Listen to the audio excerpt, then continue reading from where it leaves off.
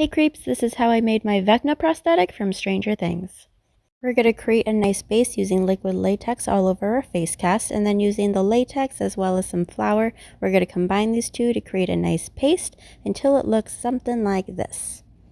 Using the latex paste, we're going to use this to start creating the bone structure and overall face shape of Vecna. So you're going to want to use a reference picture, and I'm just using my fingers to smooth out the edges all over.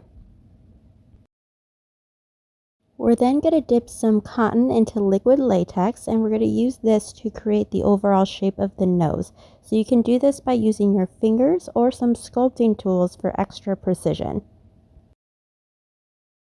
Using the same liquid latex and cotton method, we're going to do this to create the rest of the veins on Vecna's face. This is where using a reference picture is really going to come in handy.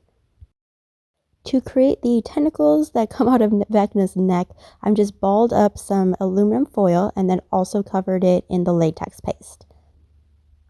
Once everything is completely dry, we're then going to go and paint everything in with some alcohol activated face paints. And that is it, you guys. You are now Vecna. Thank you so much for watching.